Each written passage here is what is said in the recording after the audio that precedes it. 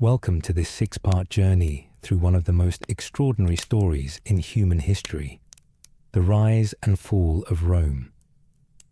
Across this episode, we will trace Rome's arc from its mythic beginnings, a city born of twin brothers and divine fate, to its zenith as an empire ruling over vast lands and countless peoples, to its eventual unraveling in the face of ambition, crisis, and invasion. This is not just the story of emperors and armies, of marble monuments and golden triumphs. It is the story of human struggle, of power seized and lost, of dreams built and destroyed, of a civilization whose influence echoes across centuries. Each chapter in this episode reveals a piece of the greater Roman tapestry. Together, they form the legend of a world that once called itself eternal. Today, we take you to the mist-shrouded hills of ancient Italy, where the story of Rome, one of history's greatest empires, begins not with kings or emperors, but with a pair of twins abandoned by fate, raised by nature, and destined to reshape the world. This is the tale of Romulus and Remus. Let us set the scene. The time is somewhere before the 8th century before the Common Era. Before Rome, before its marble temples and mighty legions, there stood the ancient kingdom of Alba Longa. Nestled in the Alban Hills, southeast of the future site of Rome, Alba Longa was believed to have been founded by Ascanius, the son of the Trojan hero Aeneas, himself a figure of legend, who had escaped the burning ruins of Troy. The ruling family of Alba Longa traced its line back to Aeneas, and with it, the divine favor of Venus, the goddess of love. But as with many royal families, power struggles simmered beneath the surface. King Numitor ruled Alba Longa, a wise and just monarch. Yet his brother, Amulius, craved the throne. Through treachery, Amulius overthrew Numitor, seizing power for himself. To secure his stolen crown, Amulius went a step further. He forced Numitor's daughter, Rhea Silvia, to become a Vestal virgin, sworn to chastity, forbidden to bear children. In doing so, he hoped to end Numitor's bloodline once and for all. But the gods, it seems, had other plans. According to the myth, Mars, the fierce god of war, desired Rhea Silvia. Some say he seduced her. Others say he took her by force. Whichever version you believe, the outcome was the same. Rhea Silvia became pregnant, bearing twin sons. Amulius, enraged at this divine defiance, ordered the infants to be cast into the Tiber River, left to die. But the river, swollen by rains, carried the cradle gently to safety, where it became lodged in the roots of a fig tree on the Palatine Hill. Here enters one of the most iconic moments of Roman mythology. A she-wolf, drawn by the cries of the babes, discovered them by the riverside.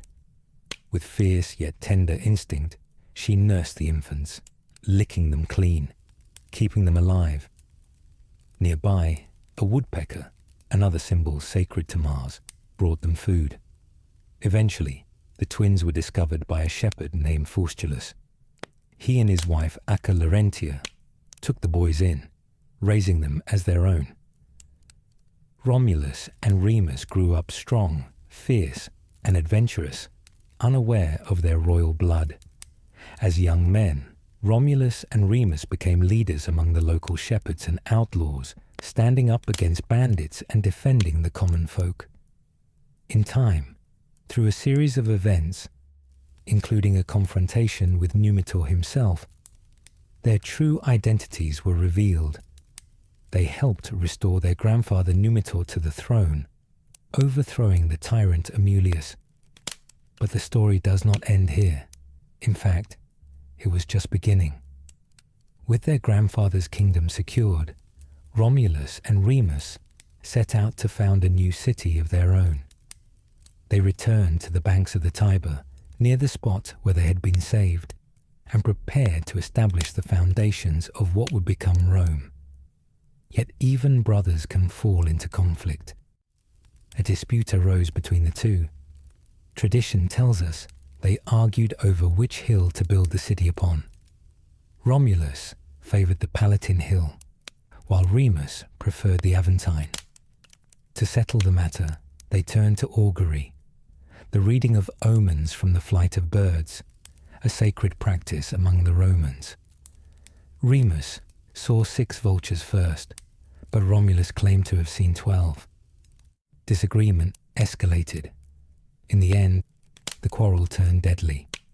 Accounts vary on the details, but in the heat of the conflict, Romulus slew his brother Remus. Some say Remus mocked Romulus by leaping over the half-built walls of the new city, and Romulus, enraged, struck him down, declaring, "So perish anyone who crosses these walls." Thus, Romulus became the sole founder of the city, which he named Rome, after himself, in the year 753 before the Common Era. Romulus organized the new city's government, dividing the population into tribes, establishing the Senate, and creating religious and political institutions that would shape Roman life for centuries. He welcomed exiles and fugitives, making Rome a haven for outcasts. To secure wives for his mostly male followers, he orchestrated the infamous abduction of the Sabine women, an act that would eventually lead to reconciliation between the Romans and the Sabines, strengthening the young city.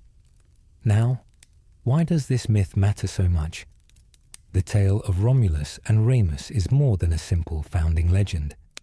It is a story thick with symbolism. It reflects Rome's self-image, born of divine favour and violence, shaped by survival against the odds, and destined for greatness. The image of the she-wolf nursing the twins became an enduring emblem of Roman resilience, strength, and connection to the natural and divine world. The fratricidal conflict between Romulus and Remus symbolized Rome's understanding of power, that the path to rule is often bloody, and that unity sometimes demands sacrifice. Throughout Roman history, leaders invoked the legacy of Romulus to justify their own authority. The notion that Rome was chosen by the gods gave rise to an almost messianic sense of mission, a belief in Rome's right to conquer and civilize the world. Even centuries later, emperors like Augustus styled themselves as new Romuluses, reshaping the city and the empire in their image. The founding myth provided Romans with a shared identity, binding them to a glorious, if violent, past. Today, when we gaze upon the ruins of the Roman Forum or the Palatine Hill, we are gazing upon the echoes of this myth, a story that has survived for over 2.5 millennia, shaping art, literature, politics, and identity across the ages. And so, dear listeners, as we leave behind the ancient hills where a she-wolf once suckled 2 helpless infants, we turn now to another figure who would shape Rome's destiny, not in its birth, but in its rebirth. In the chill of a January night, in the year 49 before the Common Era, a man on horseback paused at the edge of a shallow river in northern Italy. His soldiers waited in tense silence, their breath misting in the cold air. Before them lay a narrow ribbon of water, the Rubicon River, the official boundary between the Roman province of Cisalpine Gaul and Italy proper. To cross this river, under arms, was to commit treason. To cross it was to spark civil war. And yet, Julius Caesar did not hesitate long. With a steady hand, he guided his horse forward. As the hooves splashed into the dark water, legend says he uttered the words, "Alea iacta est." The die is cast. But to truly understand the weight of this moment, we must step back. We must trace the path that led Caesar, soldier, statesman, and brilliant tactician, to this fateful decision. Julius Caesar was born in the year 100 before the Common Era, into a patrician family with ancient roots but little wealth. From a young age, he was ambitious, charming, and politically astute. He rose quickly through the ranks of Roman politics, mastering the complex system of patronage, oratory, and popular appeal that defined the Republic. By the late 50s before the Common Era, Caesar had secured a critical alliance, the so-called First Triumvirate, with two other powerful men, Pompey the Great, Rome's most celebrated general, and Crassus, the wealthiest man in Rome. Together, they controlled Roman politics, bypassing the Senate's authority and advancing their own interests. But as often happens with shared power, cracks soon formed.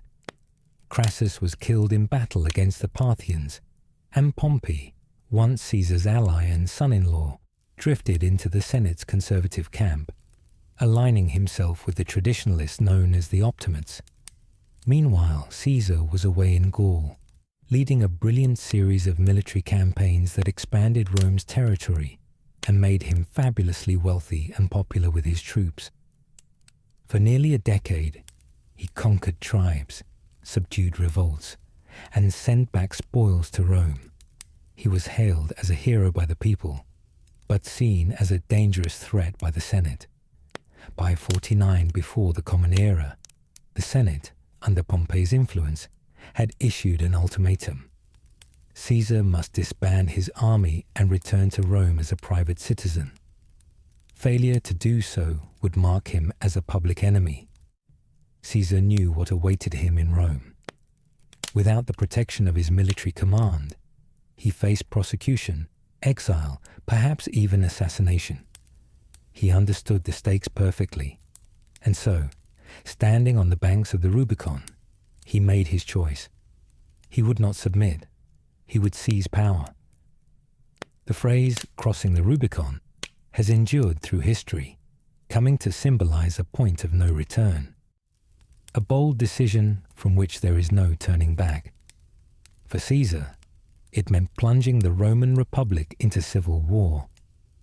As his legions marched south, city after city surrendered without a fight. Pompey and the Senate fled Rome, retreating to Greece to muster their forces. Caesar entered the city unopposed, taking control of the state. Over the next 4 years, he and Pompey would clash in a brutal conflict that spanned Italy, Greece, Egypt, and North Africa. The war ended with Pompey's assassination in Egypt, a moment of both triumph and irony, as Caesar found himself weeping over the death of his old rival. But by then, the Republic was effectively dead. What made this moment so pivotal? Why does Caesar's crossing of the Rubicon stand as a turning point in world history? For centuries, the Roman Republic had been a delicate balancing act, a system of checks and balances designed to prevent any one man from seizing absolute power. But by Caesar's time, the Republic was crumbling under the weight of its own contradictions. Political corruption was rampant. The Senate was dominated by elites who cared more for their own power than the common good. Violence had become a regular feature of political life, with rival factions employing street gangs and assassins. The Republic's expansion across the Mediterranean had brought immense wealth, but also vast inequalities and social unrest. Into this fractured system stepped Caesar, a man of immense charisma and military genius. His defiance of the Senate was not just the act of an ambitious individual. It was the culmination of decades of political decay. Caesar's march on Rome shattered the illusion that the Republic could still function as it once had. After the Civil War, Caesar became dictator for life, concentrating unprecedented power in his hands. He enacted a series of reforms, reorganizing the calendar, redistributing land, granting citizenship to conquered peoples. But his rule was short-lived. In 44 before the Common Era, a group of senators, fearing his growing power, assassinated him on the Ides of March. Yet even in death, Caesar reshaped Rome. His murder unleashed further chaos, leading to another civil war and ultimately to the rise of his grandnephew, an adopted son Octavian, better known as Augustus, who would become Rome's first emperor. The Republic had died not with a single blow, but through a slow unraveling, hastened by ambition, corruption, and civil war. Caesar's crossing of the Rubicon marked the point where the old system gave way, and a new order began to take shape. For Rome, it was the end of an era and the beginning of an empire.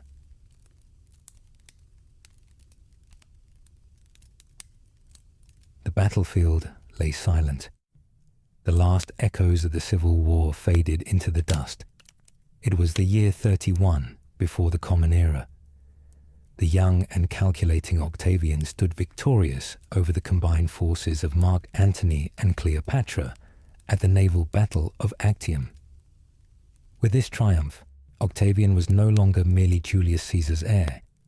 He was now the unrivaled master of the Roman world. Yet Octavian, later known as Augustus, understood something his fallen rivals had not. Raw power was not enough. To shape Rome's future, to secure his own legacy, he needed legitimacy. He needed to transform himself not just into a ruler, but into the father of an empire. The Rome Octavian inherited was broken. Years of civil war had scarred its people, shredded its institutions, and drained its wealth. The Republic was gone in all but name, its mechanisms bent and twisted beyond repair. The Senate, once the heart of Roman governance, was now little more than a ceremonial body, hollowed out by corruption and factionalism. But Octavian, shrewd beyond his years, knew he could not simply declare himself king. The Romans hated kings.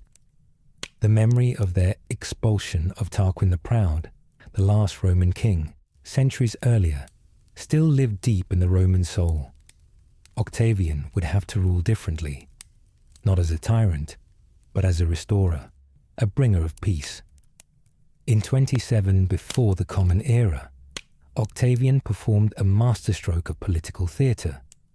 Standing before the Senate, he offered to surrender all his extraordinary powers, to step aside and restore the Republic. The Senate, whether out of gratitude or fear, begged him to stay. They granted him sweeping new powers under a carefully crafted title, Augustus, the revered one. Thus was born the Roman Empire. Under Augustus, Rome entered a golden age, the Pax Romana, or Roman peace. For more than 40 years, Augustus ruled with a delicate blend of authority and humility. He preserved the outward forms of the Republic, the Senate, the magistrates, the assemblies. But everyone knew where real power lay. Augustus controlled the army, the treasury, the provinces. His word was law. Yet he presented himself as princeps, the first citizen, not a monarch. He took care to appear modest, refusing grandiose titles, wearing simple clothes, and claiming only to serve the interests of Rome. It was political genius. Augustus gave Rome the stability it craved after decades of chaos, while quietly concentrating absolute power in his hands. Under Augustus's reign, Rome flourished. The empire expanded its borders, pushing into new territories from Hispania to the Balkans, from Egypt to Germania. Roads and aqueducts crisscrossed the empire, connecting far-flung provinces. Trade boomed, wealth poured in, and the city of Rome was transformed with marble monuments, temples, and public works. But Augustus's impact was not merely political or economic. He reshaped Roman identity itself. He commissioned poets like Virgil and Horace to craft a new national myth. one that linked Augustus to Rome's legendary founders Aeneas and Romulus, casting his rule as the fulfillment of Rome's divine destiny. The Aeneid, Virgil's epic masterpiece, told the story of Aeneas, the Trojan hero who journeyed to Italy to lay the foundations of Rome. It was a tale of duty, sacrifice, and the burden of empire. All virtues Augustus wanted his people to see in him. Augustus also implemented sweeping moral reforms, promoting traditional Roman values like family loyalty, religious piety, and civic duty. He sought to curb what he saw as moral decay, encouraging marriage, increasing birth rates, and restoring ancient temples. In the eyes of many Romans, Augustus was not just a ruler, he was a savior, a living symbol of Rome's greatness reborn. Yet beneath the surface, all was not perfect. Augustus's reign had come at the cost of the Republic's freedoms. Elections were increasingly meaningless. Dissent was quietly silenced. The army's loyalty belonged to the emperor, not the state. Power was becoming hereditary, passed through Augustus's family line, setting the stage for future emperors, some wise, some catastrophic. The Roman Empire was a magnificent creation, but it rested on a fragile foundation, the genius and caution of a single man. What would happen when Augustus was gone? Augustus died in the year 14 of the Common Era, at the age of 75.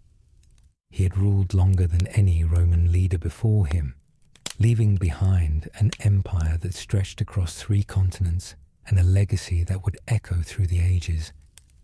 On his deathbed, he is said to have asked, "Did I play my part well in this comedy of life?" The answer, by almost any measure, was yes. The rise of Augustus marked the birth of the Roman Empire, a transformation that would shape the destiny of Europe, the Mediterranean, and beyond for centuries. Yet every empire, no matter how mighty, faces challenges it cannot always foresee. Night had fallen over Rome, but the city did not sleep. It was the summer of 64 of the Common Era. Rome, the greatest city in the known world, glittered with marble temples, crowded tenements, bustling marketplaces, and grand imperial palaces. At its heart stood Emperor Nero, a man of contradictions, artist and autocrat, visionary and villain, adored by some and hated by many. Then came the flames.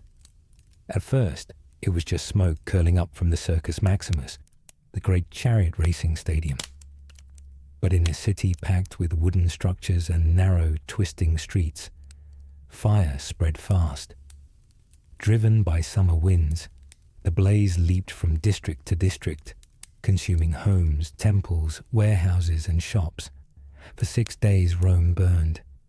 When the flames were finally beaten back, 2/3 of the city lay in ruins, and the people demanded answers. In the chaotic aftermath, rumors swirled.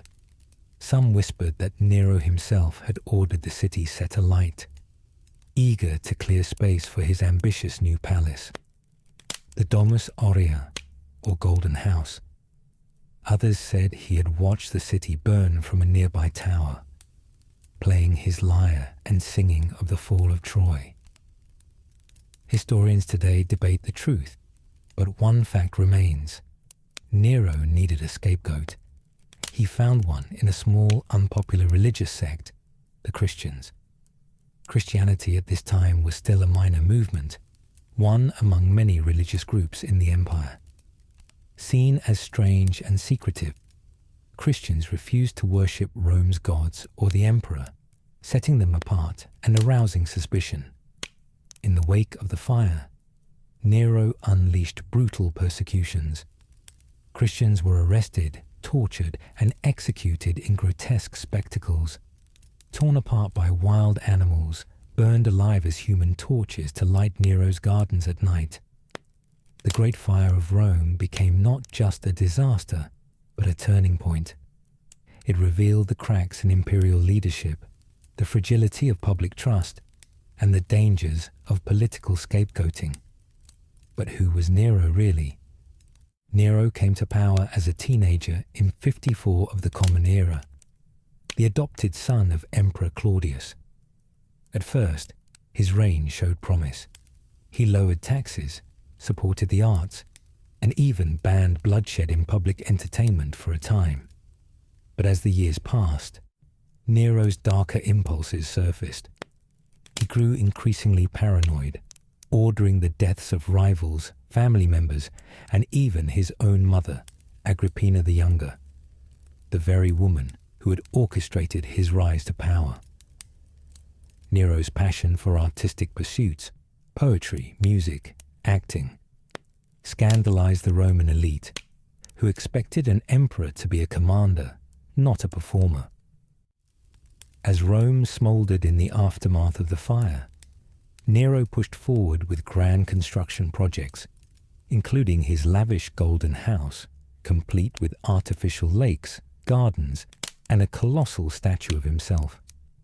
To many Romans, these projects symbolized not rebirth, but the emperor's vanity and excess. Discontent spread through the empire. Provincial governors plotted rebellion.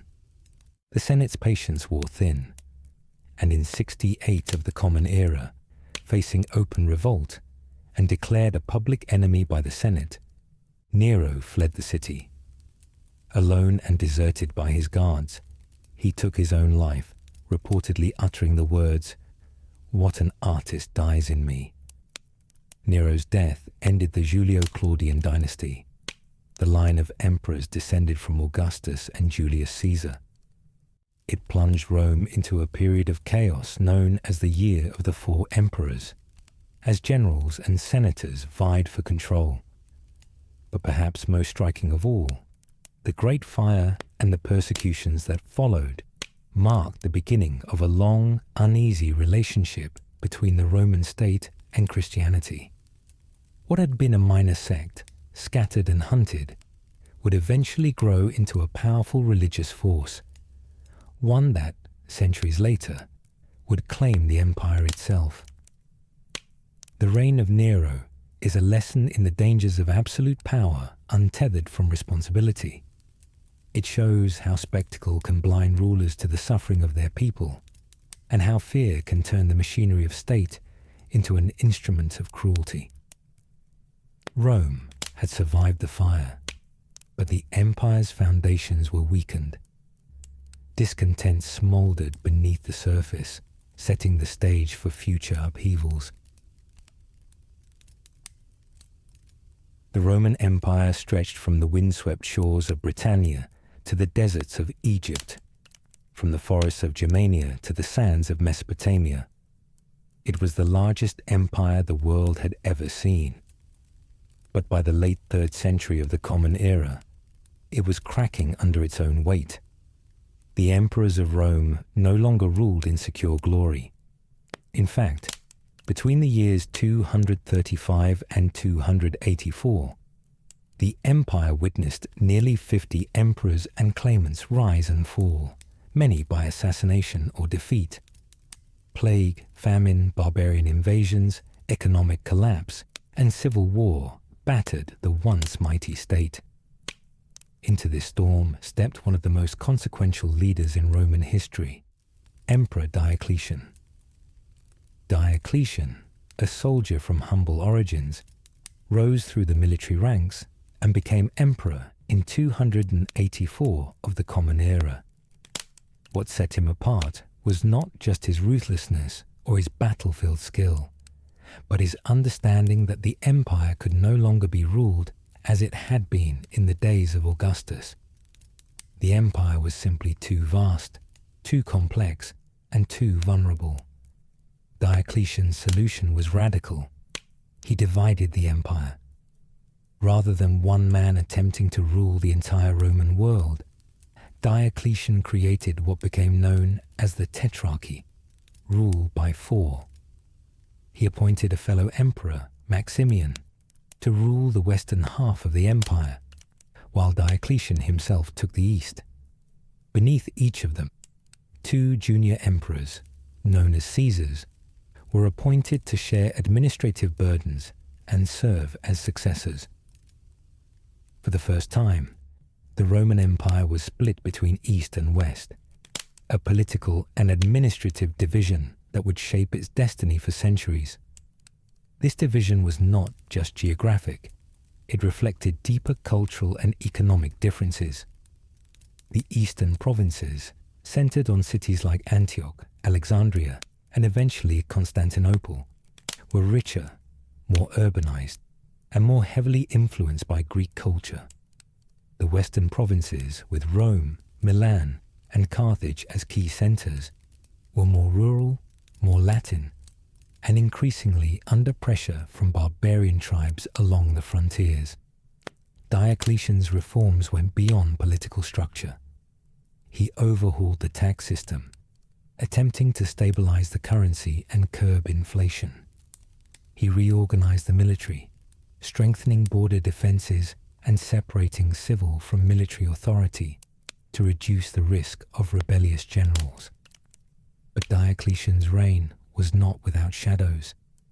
In his later years, he launched one of the most brutal persecutions of Christians in Roman history. Despite earlier emperors tolerating the growing Christian movement, Diocletian saw Christianity as a threat to imperial unity and traditional Roman values.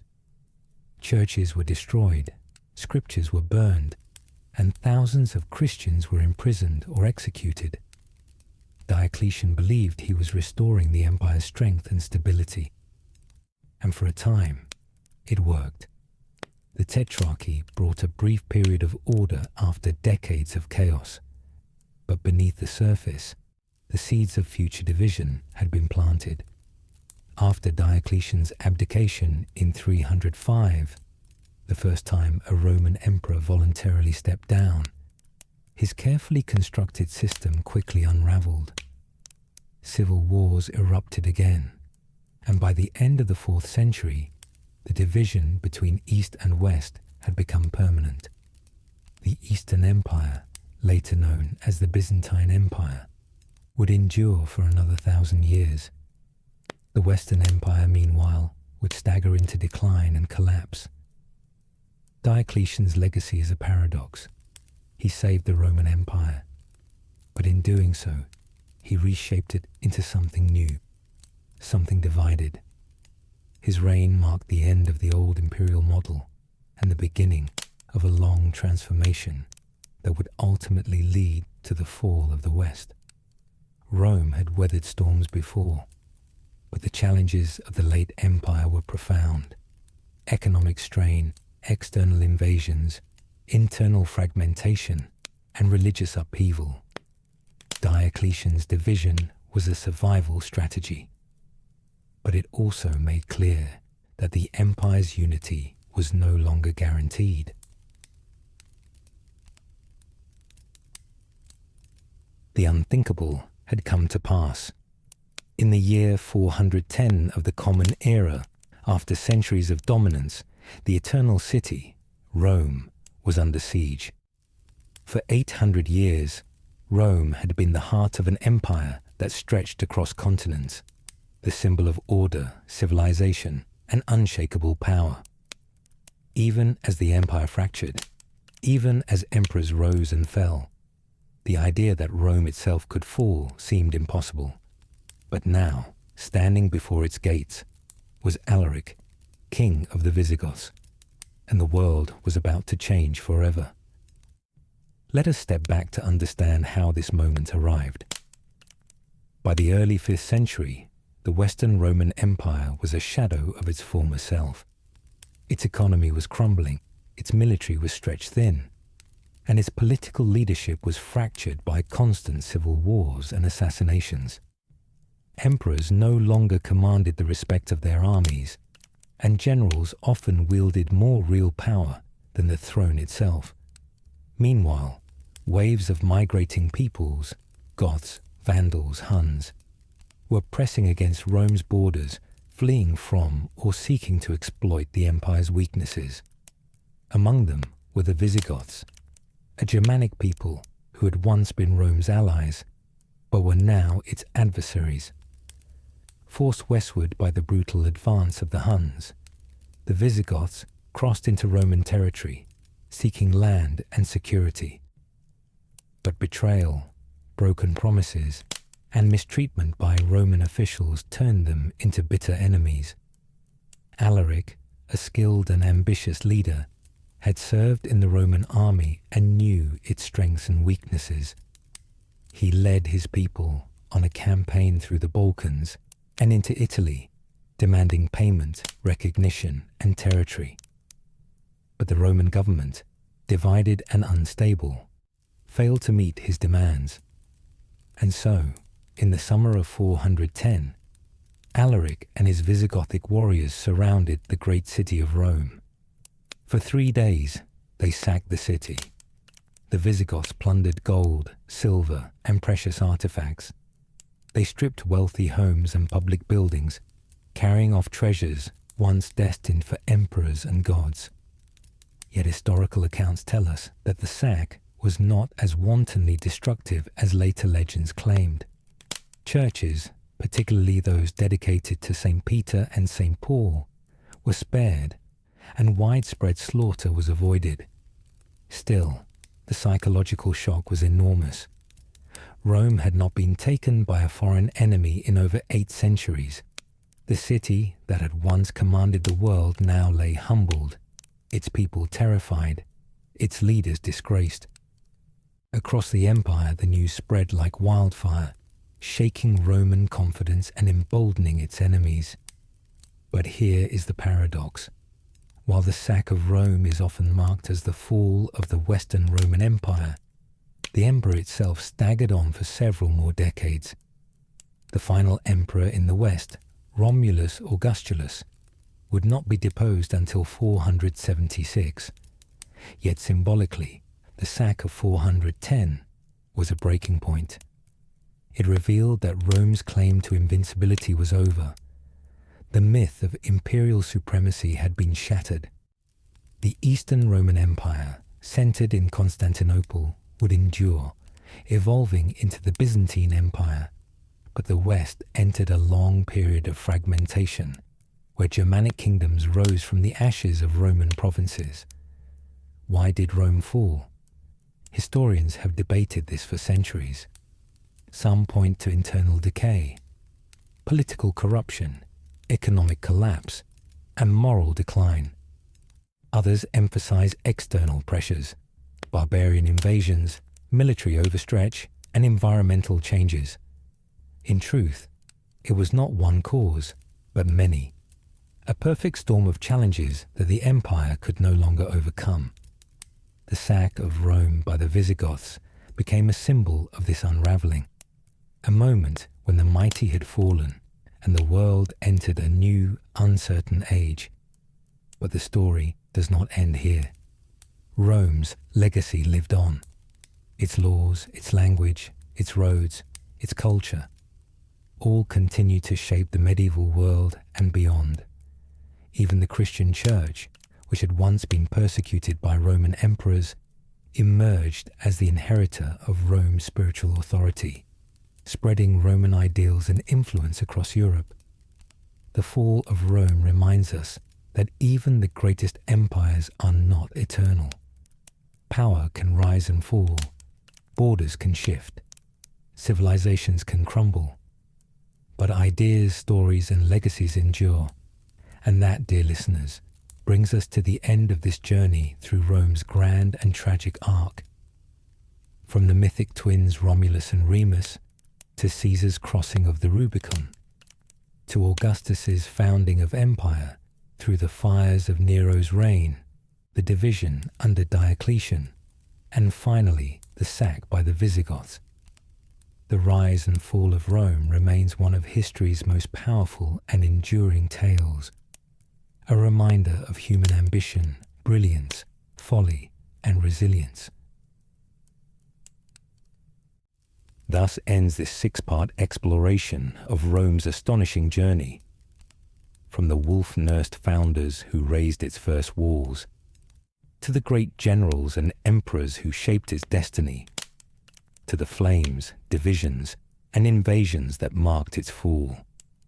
But though the empire has long since crumbled, Rome's shadow remains. Its laws, its architecture, its language, its stories. These live on, shaping our world in ways both seen and unseen.